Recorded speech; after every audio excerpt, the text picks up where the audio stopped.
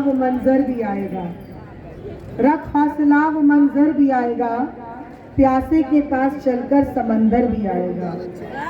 थककर ना बैठेंगे ये मंजिल के मुसाफिर, थककर ना बैठेंगे ये मंजिल के मुसाफिर, मंजिल भी मिलेगी और मिलने का मजा भी आएगा।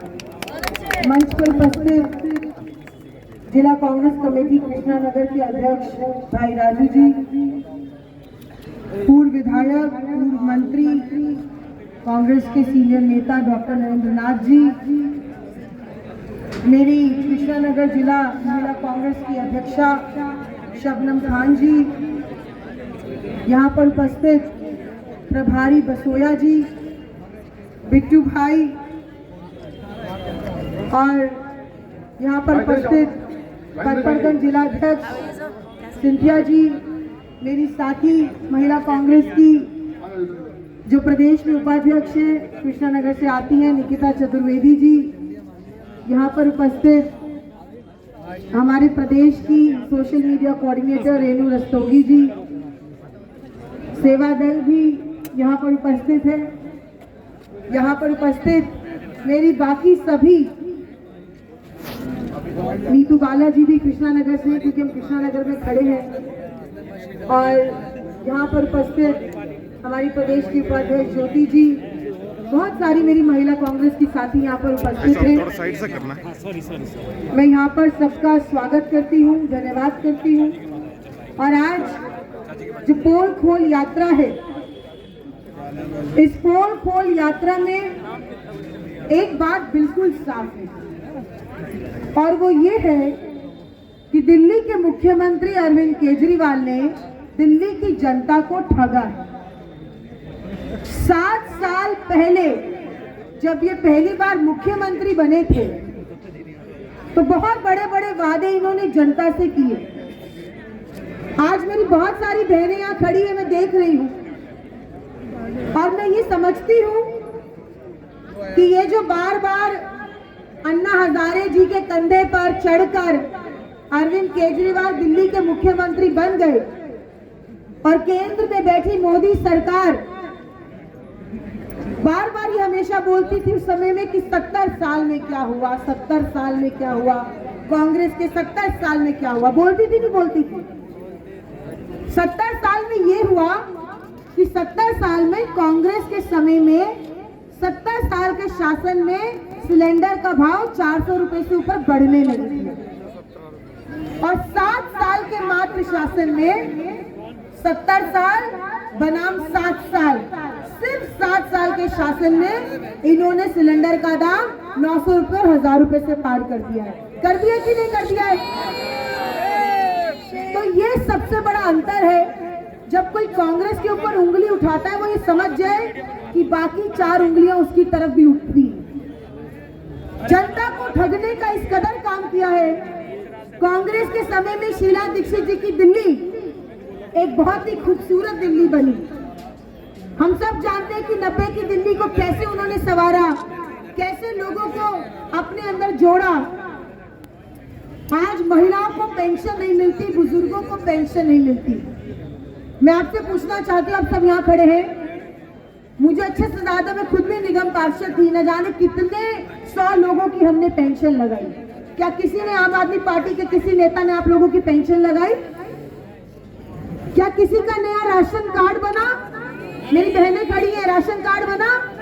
शीला दीक्षित जी ने कहा था कि केरोसिन मुक्त दिल्ली करेंगे ताकि सिलेंडर उपयोग करें महिलाएं, हमारी बहनें, जो धुआं आता है उससे बचे, उनके बाल बच्चों का भविष्य बने।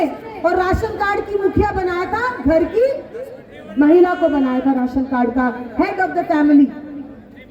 और पिछले 7 सालों में एक भी अगर नया राशन कार्ड बना हो तो मैं राजनीति छोड़ दूंगी। पिछले 7 सालों में एक भी किसी नए सदस्य का राशन कार्ड के अंदर नाम आया हो।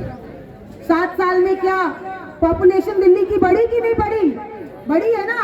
घर में बच्चे भी पैदा हुए, रिश्तेदारों के भी बच्चे पैदा हुए, किसी का राशन कार्ड में नाम आया? ना राशन कार्ड बने, ना राशन पे नाम आया, तो राशन मिलेगा कैसे? सोचिए कि इनकी ये कैसी सोच है। ये राशन कार्ड क्यों रहे लोगों का, ताकि ज्यादा लोगों को राशन ना देना पड़े। और जिनके राशन है उनको भी कैसा राशन मिलता है, उसकी क्वालिटी क्या आप सब जानते हो। जो जानवर भी ना खाए वो राशन हमारे गरीब आदमी को देते हैं, ये लोग हमने खुद देखा है। आज स्थिति इतनी बदतर कर दी गई है दिल्ली के अंदर कि ना कोई सड़क अच्छी है, ना कोई मेट्रो की लाइन, जो पूरी तरह से शीला दीक्षित जी के समय में 15 साल में पूरी दिल्ली में छापा मार दी, लेकिन इनके 7 साल हो गए, अभी तक कोई चौथे फेज की मेट्रो लाइन इनसे शुरू नहीं हुई। रोजगार मिला किसी को? दिल्ली के मुख्यमंत्री ने कहा था 7 साल पहले कि मैं लाखों लोगों को रोजगार दूंगा, युवाओं को रोजगार दूंगा। यही केजरीवाल दिल्ली में रोजगार नहीं देता और गोवा में जा रहा है, पंजाब में जा रहा है कि मैं वहां पे 5 लाख रोजगार दूंगा, मैं 10 लाख रोजगार दूंगा। अरे भैया, पहले दिल्ली के लोगों का तो हिसाब किताब करो। क्या दिल्ली के किसी युवा भाई को रोजगार मिला सरकारी? उल्टा जिसको नौकरी थी वो भी नौकरी से निकल गया। निकला कि नहीं निकला? कोविड काल में इतने हजारों लोग मर गए, कितने परिवार बेघर हो गए, बेसहारा हो गए, कितनी बहनें विधवा हो गई, बच्चे अनाथ हो गए। कौन है इसका जिम्मेदार? इसका जिम्मेदार अरविंद केजरीवाल और मोदी सरकार है। जब पार्लियामेंट में ये पूछा गया कि बताओ ऑक्सीजन की कमी से कितने लोग मरे, तो अरविंद केजरीवाल क्या कहते हैं? कोई मरा ही नहीं ऑक्सीजन की कमी से। तो टीवी पे आके किसका रोना रोते थे? तो ये मुख्यमंत्री आके रोता था, नाटक करता था, नौटंकी करता था कि ऑक्सीजन की कमी से लोग मर रहे हैं। और जब इनसे सवाल पूछा कि लिखित में दो कितने लोग मरे, तो कहता कि ऑक्सीजन की कमी से कोई मरा ही नहीं। क्यों ऐसा बोलते हैं? इसलिए बोलते हैं ताकि उनको मुआवजा ना देना पड़े। साथियों, 7 साल बहुत होते हैं किसी व्यक्ति को परखने के लिए, किसी की सोच को परखने के लिए। ये वो व्यक्ति है जिसके रहते दिल्ली में दंगे हो गए। शीला दीक्षित भी मुख्यमंत्री थी, दिल्ली को जोड़ के रखती थी, हिंदू मुस्लिम सिख ईसाई सब एक साथ रहते थे। लेकिन इस मुख्यमंत्री के रहते दिल्ली में दंगे हो जाए, 2 समुदाय के लोग आपस में एक दूसरे का खून पीने लग जाए, ऐसी दिल्ली हमने कभी नहीं देखी। ये धर्मनिरपेक्ष नहीं है, ये संघी केजरीवाल है, ये मोदी जी का छोटा रूप है। वहां बड़े मोदी या छोटे मोदी है? ये छोटा केजरीवाल संघ की शाखाओं से आया है। ये दिखाता है कि ये विकास का मुखौटा पहनेगा, लेकिन इसके अंदर की घटिया सोच आज भी वही है जो भाजपा की सोच है। मैं आप सबसे यही निवेदन करती हूँ, आज दिल्ली के अंदर महिलाओं की हालत कितनी खराब है। यहाँ सिंधिया जी खड़ी थी, मेरी बाकी सब साथी खड़ी है, निकिता जी भी जानती है। दिल्ली के अंदर किसी भी छोटी बच्ची के साथ बलात्कार होता है तो वहां पे महिला कांग्रेस और कांग्रेस के साथी पहुंचते हैं। क्या कांग्रेस का कोई विधायक है? नहीं है। कांग्रेस का कोई सांसद है? नहीं है। हमारी तो दिल्ली में सरकार ही नहीं है, तो भी हम लोगों के आंसू पहुंचने के लिए पहुंच जाते हैं। तुम तो सरकार के मुखिया हो, तुम तो दिल्ली की जनता के मुखिया हो, तुम क्यों नहीं जाते उन परिवारों के पास उनके आंसू पहुंचने के लिए? अगर सवाल करो तो अरविंद केजरीवाल कहता है कि कानून व्यवस्था मेरे हाथ में नहीं है, पुलिस मेरे हाथ में नहीं है। तो पुलिस तो कांग्रेस पार्टी के हाथ में भी नहीं है। क्या आपकी मानवता खत्म हो गई, या आपके अंदर नैतिकता खत्म हो गई, या फिर महिलाओं के वोट आपको सिर्फ राजनीति के लिए चाहिए थे? आज 5 साल की बच्ची का रेप हो रहा है, 8 साल की बच्ची का रेप हो रहा है, और वो बच्चियां कौन है? जिनके माँ बाप दिहाड़ी के लिए घर के बाहर जाते हैं, उनके पास सहारा नहीं होता, बच्चों को घर छोड़ के मजबूरी में जाना पड़ता है, और पीछे से उनके साथ ये अपराध होते हैं। हमने मांग की थी केजरीवाल से कि ऐसे माँ बाप के लिए और उनके बच्चों के लिए एक ऐसी सुविधा करो ताकि वो बच्चों को सुबह रखकर जा सके और एक सुरक्षित जगह पे रख के जा सके, जिसका सरकार उस बच्चे का लालन पालन कर सके, और जब वो शाम को आए तो उस बच्चे को वहां से लेके जा सके। क्या सुविधाओं का हक सिर्फ अमीर आदमी का है, गरीब आदमी का नहीं है? आज मध्यम वर्ग इतना परेशान है, चाहे सिलेंडर हो, चाहे फल सब्जी दूध मक्खन, आप पेट्रोल डीजल की बात करो, मतलब कहते ना कि हड्डी दिखा के खींच लेना। मतलब पहले तो तुमने 25 रुपए कर करके 115 रुपए, 110 रुपए, कहीं तो 120 रुपए भी पेट्रोल कर दिया देश के अंदर, और 5 रुपए 10 रुपए कम करके तुम हमें क्या दिखाना चाहते हैं? और जब पेट्रोल डीजल महंगा होता है तो सबसे ज्यादा अगर उसका असर पड़ता है तो ट्रांसपोर्ट पे पड़ता है। और ट्रांसपोर्ट महंगी होती है तो फल सब्जी महंगा होता है। कहाँ जाएगा एक साधारण वर्ग का आदमी और एक मध्यम वर्ग का आदमी? अगर इनसे कोई सवाल करे कि क्या हुआ, आप कहते थे कि निर्भया के साथ गलत हुआ है। आज दिल्ली के अंदर हर दूसरे मिनट में निर्भया होती है, लेकिन मुख्यमंत्री के पास कोई जवाब नहीं होता। मुख्यमंत्री तब जाते हैं उस परिवार से मिलने के लिए जब 5-10 लाख रुपए का चेक देना होता है। मैं आपसे पूछती हूँ, हमारे घर में भी बच्चे हैं, छोटे छोटे बच्चे, अगर किसी का बलात्कार हो जाए और मुख्यमंत्री आकर 5 लाख रुपए दे दे, क्या उससे बच्चे की आबरू वापस आ जाएगी? ये इतने घटिया आदमी है कि बेटी की भी इज्जत का ये मोल लगाते हैं। हम कहते हैं कि हमें इंसाफ दो, हम कहते हैं कि उन अपराधियों को सजा दो, हम कहते हैं कि चार्जशीट जल्दी फाइल करो, हम कहते हैं कि उनकी बेल नहीं होनी चाहिए, और ये क्या कहते हैं कि उनसे 5 लाख रुपए ले, गरीब का मजाक उड़ाते हैं। आज ये बहुत जरूरी है कि इनकी और इनके चरित्र का हनन करना जरूरी है। इनका जो चरित्र है, कंस मामा देखे हो ना, पर उससे कम नहीं है ये अपनों को ही डसेंगे, ये किसी के साथ नहीं खड़े हैं। अरविंद केजरीवाल के लिए उसकी सत्ता जरूरी है, उसकी कुर्सी जरूरी है, और वो हमेशा इस बात को सोचता है कि मैं अपनी कुर्सी कैसे बचा के रखूं। आज दिल्ली के अंदर चारों तरफ क्यों इसके विज्ञापन लगे हुए, 300-400 करोड़ रुपए एक साल का। बहन सुनो, 300-400 करोड़ रुपए एक साल के अंदर ये दिल्ली के अंदर विज्ञापन लगाता है। 300-400 करोड़ रुपए में आपकी पेंशन दे देता, 300-400 करोड़ में आपकी नौकरी दे देता, आपको भत्ता दे देता, लेकिन ये विज्ञापन पे खर्च करता है। मैं नाम नहीं लूंगी, पर एक बहुत बड़े सीनियर एडिटर हैं किसी एक अखबार के, आप सब अच्छे से अखबार वगैरह पढ़ते हैं, आपको राजनीतिक समझ है, ऐसा नहीं है कि आप ना समझ हैं।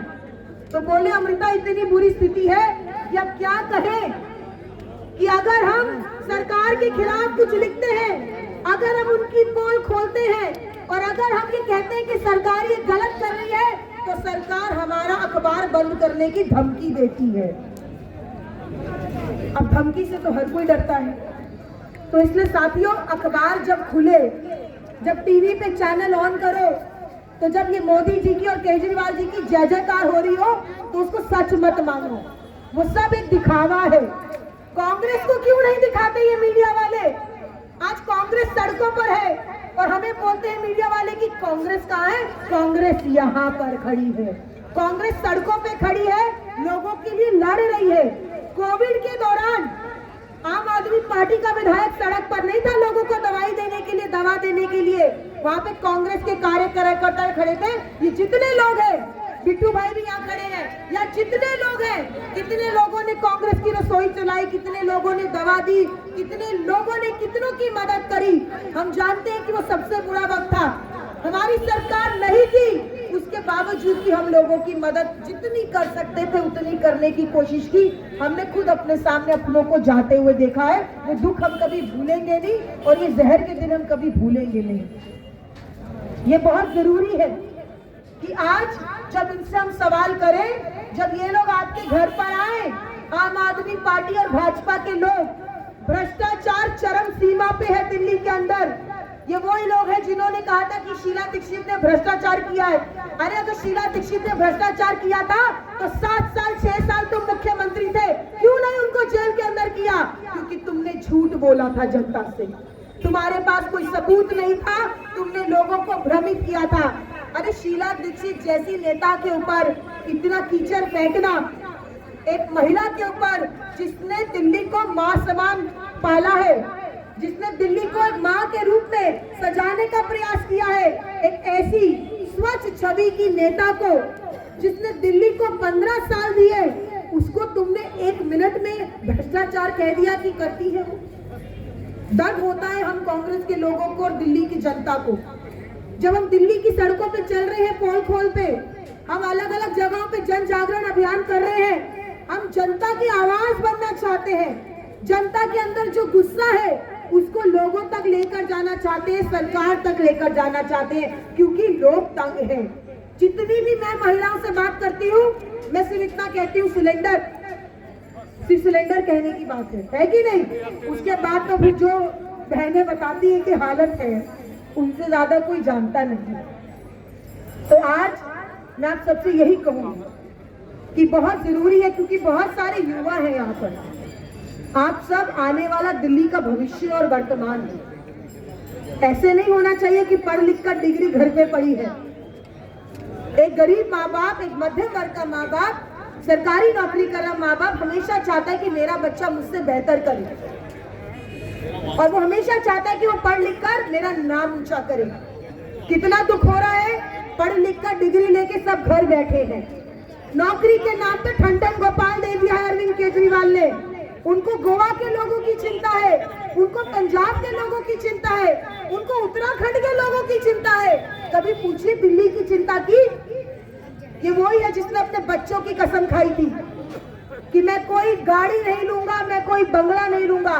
कहा था नहीं कहा था? मैं सच बोल रही हूँ झूठ बोल रही हूँ? आज गाड़ी भी है, घोड़ा भी है, बंगला भी है, पुलिस भी है, कारकेड भी है, सब कुछ है दिल्ली के मुख्यमंत्री के पास।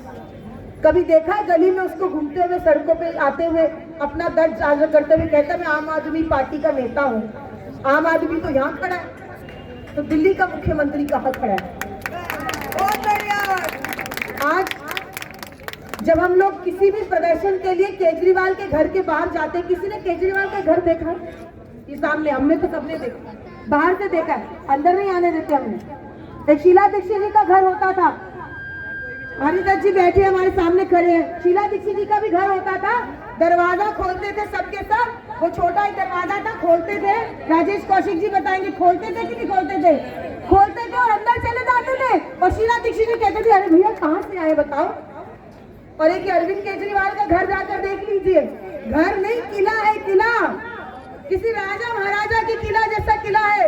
इतना बड़ा उन्होंने किला खड़ा कर दिया, इतनी बड़ी बड़ी दीवारें खड़ी कर दी है कि हम बाहर बोलते रहते हैं, प्रदर्शन करते रहते हैं, इनके कानों में जू नहीं रहती है, क्योंकि किला ही इतना बड़ा कर दिया।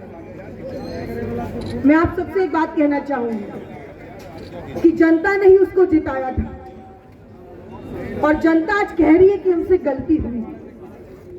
और मैं आप सबसे अपील करती हूँ कि आपकी ये जिम्मेदारी और कर्तव्य बनता है, अगर आप दिल्ली को सुधारना चाहते हो, दिल्ली को संवारना चाहते हो, और अगर अपने अगले 5 साल अपने बच्चों के लिए अच्छा करना चाहते हो। ऐसे 5 साल दे देकर दिल्ली खत्म हो जाएगी और कर्ज में डूब जाएगी। ये दिल्ली महिलाओं वाली दिल्ली होनी चाहिए, ये दिल्ली युवाओं वाली दिल्ली होनी चाहिए। तो ये आप सबकी जिम्मेदारी बनती है कि इस चुनाव के अंदर, जो चुनाव अगले साल है, हम जो ये पोल खोल रहे हैं, इस पोल को खोलने में आप हमारा साथ दीजिए और जनता इनसे सवाल करे। वो दिन दूर नहीं है जब दिल्ली के अंदर कांग्रेस वापस अपने पंजे के निशान का झंडा फहराएगी और अरविंद केजरीवाल को सत्ता से बाहर कर देगी। इन्हीं शब्दों के साथ मैं आखिरी में यही कहूंगी कि हो गई वो पीर पर्वत सी पिघलनी चाहिए, हो गई वो पीर पर्वत सी पिघलनी चाहिए, इस हिमालय से वो गंगा निकलनी चाहिए।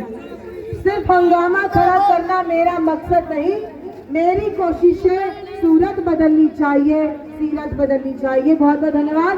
हमारे बीच में दिल्ली प्रदेश कांग्रेस कमेटी के कांग्रेस और युवा अध्यक्ष अनिल चौधरी जी मौजूद है। एक बार जोरदार तालियों से उनका स्वागत करें। अनिल चौधरी जिंदाबाद। भाई अनिल चौधरी जी मैं चाहूंगा जोर से तालियां बजाओ, तालियां बजाओ। अनिल चौधरी जिंदाबाद। भाई अनिल चौधरी कांग्रेस पार्टी। मैं अनिल चौधरी से बोल रहा हूँ। उससे पहले मैं भाई राजेंद्र अरोड़ा जी जो हमारे इस ब्लॉक के अध्यक्ष हैं, जिन्होंने पूरी तैयारी के साथ यहाँ पर काम किया, ब्रह्मपाल जी का बहुत बहुत धन्यवाद करता हूँ, जिन्होंने बहुत तैयारी साथ में 5-10 दिन से लगे हुए हैं।